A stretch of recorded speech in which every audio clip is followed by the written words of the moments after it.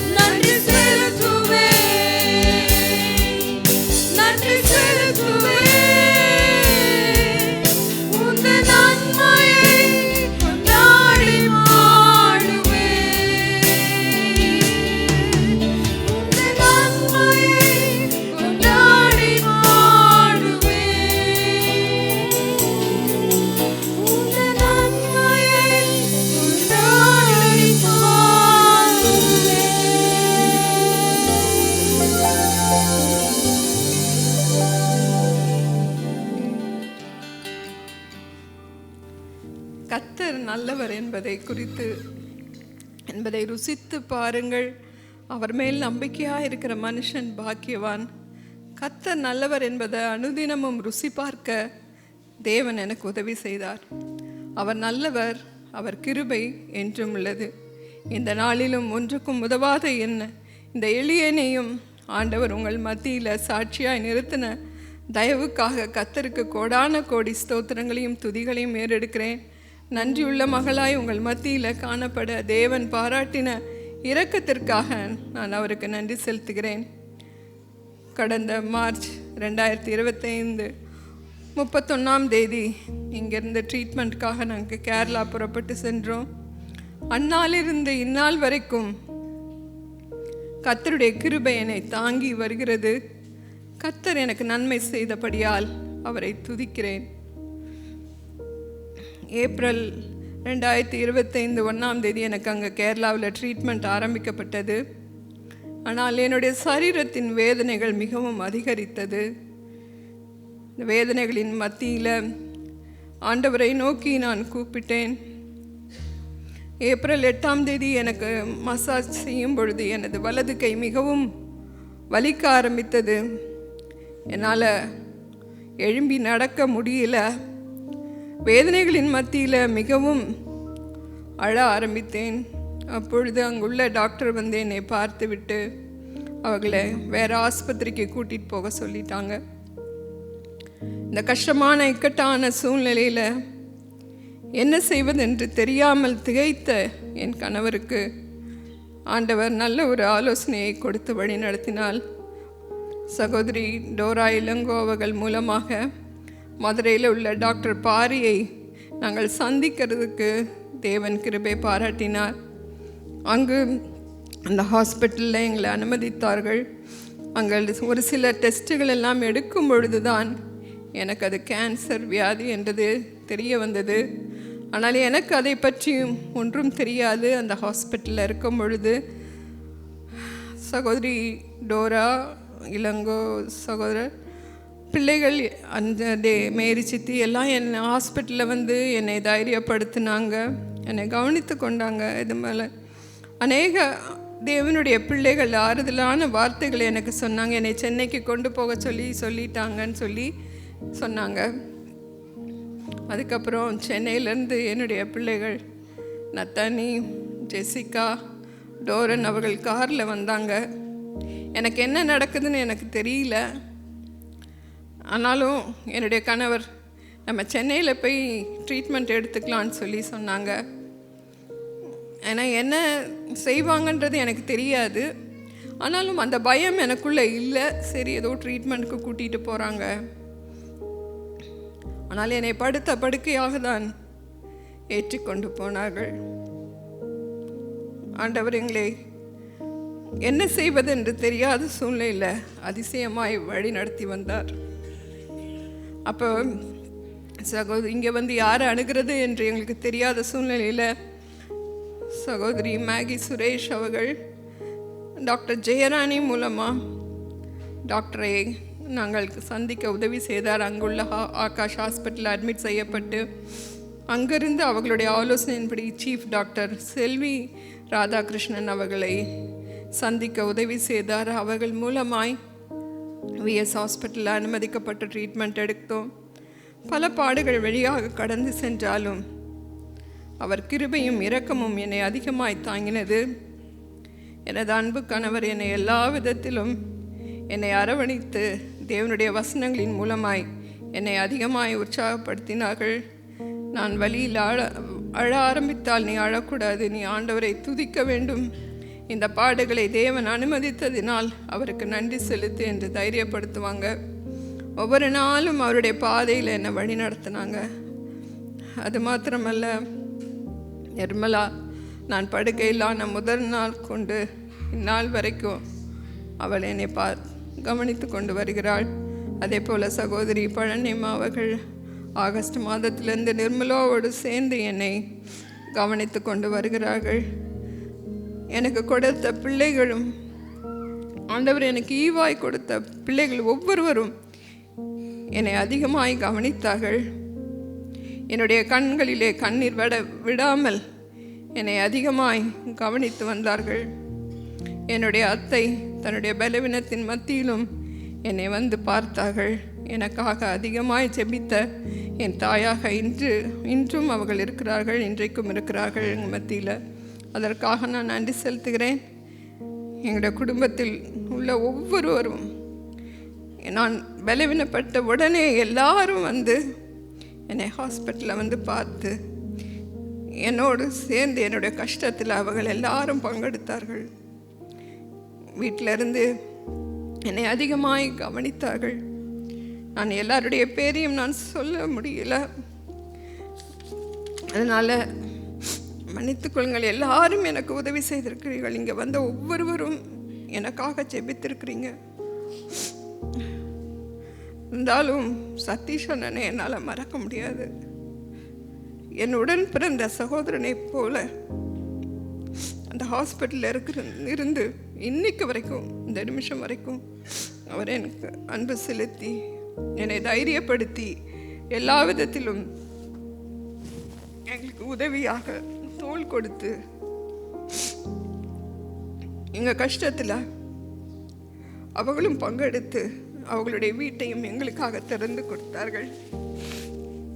இந்த வியாதியின் கொடூரத்தினால எல்லாரும் வந்து பார்க்கக்கூடாது என்ற ஒரு ரெஸ்ட்ரிக்ஷன் இருந்ததுனால அண்ணன் அவங்க வீட்டில் வச்சு என்னை கவனித்தார்கள்.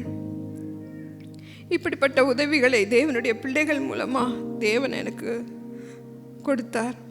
அநேக வாலிப பிள்ளைகள் எனக்கு வீட்டிலிருந்து சாப்பாடு மற்றும் தேவையான காரியங்களை எடுத்துக்கொண்டு வந்து உதவி செய்தார்கள். எல்லாருடைய பெயர்களையும் சொல்ல ஆசைதான், நேரம் போதாது. மெய்யாகவே தேவனுடைய கரம் என்னோடு வழி நடத்தியதை உணர்ந்து நன்றி செலுத்துகிறேன். எனக்காக ஜெபித்து உதவிய அம்பத்தூர் சபையாருக்கு மிகவும் நன்றி செலுத்துகிறேன். எல்லாரும் என்னை விசாரித்தீர்கள். அனைவருக்கும் எங்கள் குடும்பத்தின் சார்பாக உங்களுக்கு நன்றி செலுத்துகிறோம். அநேக பரிசுத்தவான்கள், ஊழியக்காரர்கள், எனக்கு தெரியாதவர்கள் எத்தனையோ பேர் எனக்காக இன்றைக்கும் வரைக்கும் ஜெபித்து கொண்டிருக்கிறதை நினைத்து பார்த்து என் தேவனுக்கு அதிகமாக நன்றி செலுத்துகிறேன்.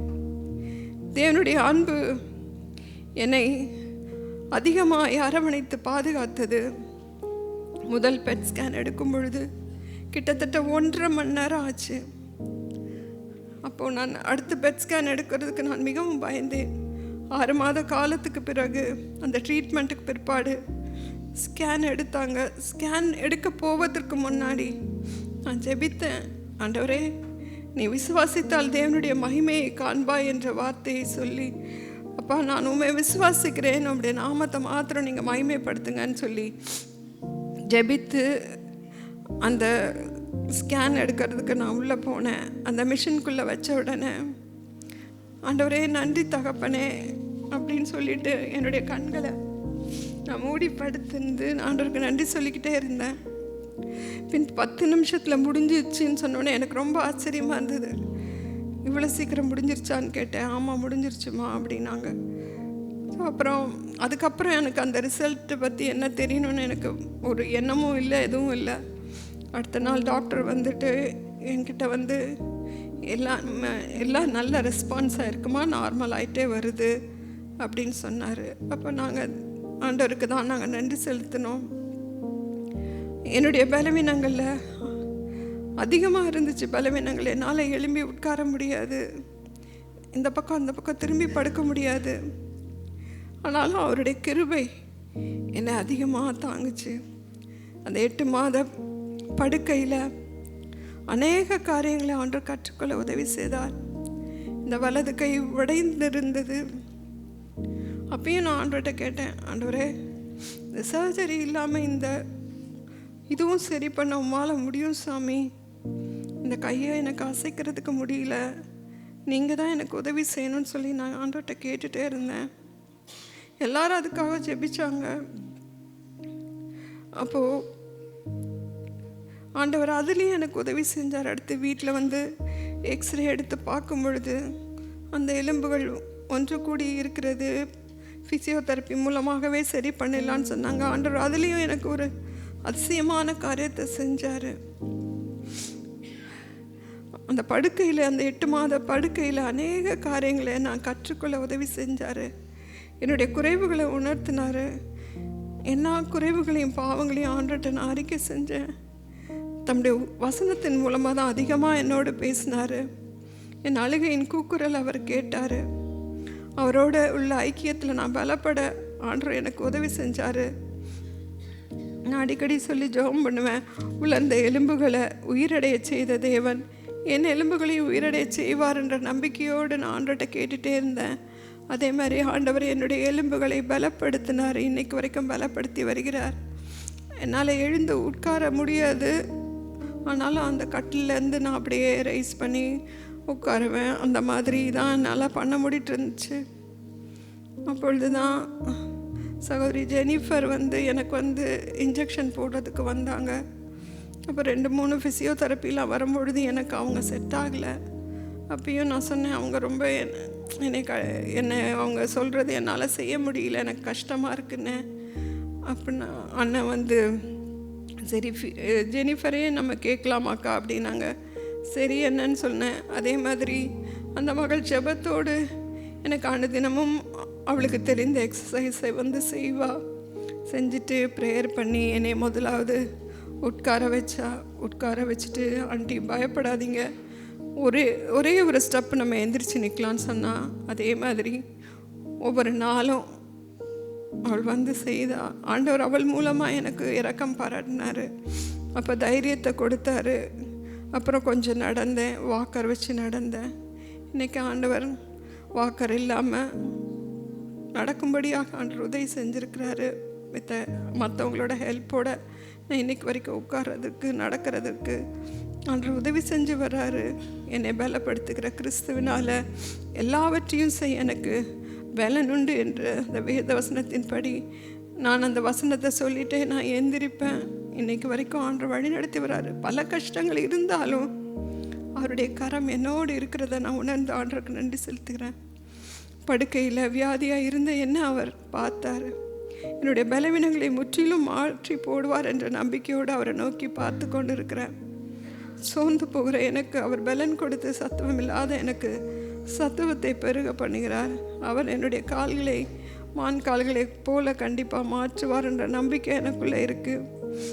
அதே மாதிரி வசனங்கள் ஒவ்வொரு நேரம் படிக்கும் பொழுது எனக்கு அது பேசும். அப்போ தான் உங்களில் எவன் கர்த்தருக்கு பயந்து அவருடைய தாசனின் சொல்லை கேட்டு தனக்கு வெளிச்சம் இல்லாததினால் இருட்டிலே நடக்கிறானோ அவன் கர்த்தருடைய நாமத்தை நம்பி தன் தேவனை சார்ந்து கொள்ள கடவன் என்ற வசனம் எனக்கு அதிகமாக பேசிச்சு. அந்த தனிமையான பாதையில் அவரை அதிகமாக சார்ந்து கொள்ள உதவி செய்தார். என்ன வழி வந்தாலும் நான் அவரை நோக்கி தான் பார்த்துக்கிட்டே கேட்டுகிட்டே இருப்பேன். ஆண்டவரே, நீங்கள் உருவாக்குன சரீரம் டாக்டரால் முடியாது, உம்மால் மாத்திரம்தான் முடியும்னு சொல்லி ஆண்டவர்கிட்ட நான் கேட்டுகிட்டே இருப்பேன். அவர் என்னை ஒவ்வொரு நிமிஷமும் என்னை பலப்படுத்தி வராரு. அவர் உண்மையுள்ள தேவன் என்பதை என்னுடைய வாழ்க்கையில் அவர் நிரூபித்து காமிச்சிருக்கிறாரு. இந்த தேவன் என்னை மரண பரியந்தம் கண்டிப்பாக வழி நடத்த வல்லவராக இருக்கிறார். தாயின் கருவில் என்னை தெரிந்தெடுத்து என் மேல் அன்பு வைத்து எனக்காக எல்லாவற்றையும் கல்வாரி சிலுவையில் சுமந்து தீர்த்து என்னுடைய பாவங்களை போக்கக்கூடிய பலியாக, கிருபாதார பலியாக அவர் மரித்து உயிர்த்தெழுந்து எனக்காக பரிந்து பேசுகிற பிரதான ஆசாரியாக இருக்கிற தேவன் அவர். அது மாத்திரமல்ல, எனக்கு ஆயுசு நாட்களை கூட்டி கொடுத்து இந்த உலகத்தில் என்னை சாட்சியாய் வைத்தார். அவருக்காக நான் சாட்சியாய் வாழ்ந்து அநேக ஆத்மாக்களை ஆதாயப்படுத்தி அவருடைய சமூகத்துக்கு செல்ல வேண்டும் என்பது தான் என்னுடைய வாஞ்சை. அதற்காக நீங்களும் ஜெபித்து கொள்ளுங்கள். கடந்த ஜனவரி மாதத்தில் ஒரு நாள் பெண் பிள்ளைகள் எல்லாரும் சேர்ந்து ஒரு ஃபாஸ்டிங் ப்ரேயர் இருந்து வீட்டில் ப்ரேயர் பண்ணும்போது ஒவ்வொருத்தரும் சொன்ன சாட்சி எனக்கு அதிக உற்சாகத்தை கொடுத்தது. ஆண்டவர் பிள்ளைகளையும் இந்த சூழ்நிலையில் பலப்படுத்தியிருக்காரு. நான் அவருக்கு நன்றி சொல்கிறேன். நாங்கள் குடும்பமாக சாட்சியாய் அவருக்கு சாட்சியாய் நிற்க நீங்கள் அனைவரும் எங்களுக்காக ஜெபம் பண்ணிக்கோங்க. இந்த நாளில் நீங்களும் எங்களோடு சேர்ந்து ஆண்டவரை துதிக்க நீங்கள் வந்த கிருபைக்கு நான் ஆண்டவருக்கு நன்றி செலுத்துகிறேன். நன்றி உள்ள மகளாய் காணப்படுகிறேன். இதுவரை நடத்தின தேவன் இனியையும் நம்மளை கண்டிப்பாக நடத்துவார். கடந்து வந்த பாதையில் ஆண்டவர் என்னை ஒரு தகப்பனை போல என்னை சுமந்து கொண்டு வந்தார். அவர் சர்வ வல்லமை உடையவர் என்று என்னை நிறுத்தினார். என்னுடைய வாழ்க்கையில் அவர் உண்மை உள்ளவராக இருந்து என்னை வழி நடத்திய தேவன் தொடர்ந்து என்னையும் உங்களையும் வழி நடத்த வல்லவராக இருக்கிறாரு. நம்ம ஒரு நாள் அவரோடு கூட சேர்த்துக்கொள்ள வரப்போகிறாரு. அந்த நம்பிக்கையான நமக்கு ஆண்டவர் கொடுத்துருக்கிறாரு. அவருடைய பரிசுத்தத்திற்கு இந்த வசனம் என்னை அதிகமாக இந்த நாட்களில் என்னை பலப்படுத்தினது. அவருடைய பரிசுத்தத்திற்கு நாம் பங்குள்ளவர்களாகும் பொருட்டே நம்மை சிட்சிக்கிறார். இப்போ ஆண்டவர்கிட்ட கேட்ட, ஆண்டவர் என்னுடைய பரிசுத்த குறைச்சல்களை நீங்கள் நீக்குங்கப்பா. உங்களுடைய சமூகத்தில் நம் பரிசுத்தமுள்ள மகளாய், மாசற்ற மகளாய், குற்றமற்ற மகளாய் நான் நிற்பதற்கு தான் இந்த சிட்சை. ஆகவே இப்படிப்பட்ட சிட்சைகள் நம்ம ஒவ்வொருவருக்கும் இருக்கும்பொழுது நம்ம ஆண்டவருக்கு நன்றி செலுத்துவோம். கர்த்தர் தாம் நேசிக்கிறவர்கள் எவர்களோ அவர்களை கடிந்து கொண்டு சிட்சிக்கிறார் என்பதை மிகவும் தெளிவாக புரிந்து கொள்ள ஆண்டவர் எனக்கு உதவி செய்தார். இந்த அன்புள்ள தேவன் நம்மை அரவணைத்து வழி நடத்துகிறார். அந்த தேவனை நாம் துதிப்போம். அவருடைய பாதையில் நடக்க நம்ம ஒவ்வொருவருக்கும் ஆண்டவர் உதவி செய்வாராக. நான் கூப்பிட்ட நாளிலே எனக்கு மறு உத்தரவு அருளினீர். என் ஆத்துமாவிலே பலன் தந்து என்னை தைரியப்படுத்தினீர். கர்த்தரை துதியுங்கள். நம்முடைய தேவனை கீர்த்தனம் பண்ணுகிறது எத்தனை நல்லது. துதித்தலே இன்பமும் ஏற்றதுமாயிருக்கிறது. கர்த்தரை துதியுங்கள். அவர் நல்லவர், அவர் கிருபை என்றும் உள்ளது. தேவாதி தேவனை துதியுங்கள், அவர் கிருபை என்றும் உள்ளது. கர்த்தாதி கர்த்தரை துதியுங்கள், அவர் கிருபை என்றும் உள்ளது. ஒருவராய் பெரிய அதிசயங்களை செய்கிறவரை துதியுங்கள், அவர் கிருபை என்றும் உள்ளது. அவர் கிருபை என்றும் உள்ளது என்று கர்த்தருக்கு பயப்படுகிறவர்கள் சொல்வார்களாக. ஆகவே என்னோடு கூட கர்த்தரை துதிக்க தேவன் இந்த நாளிலே நமக்கு பாராட்டின கிருபைக்காக நான் ஆண்டவருக்கு நன்றி செலுத்துகிறேன். கர்த்தருடைய பரிசுத்தம் வல்லமையுள்ள நாமம் இன்றும் என்றும் சதா காலங்களிலும் மகிமைப்படுவதாக. ஆமென்.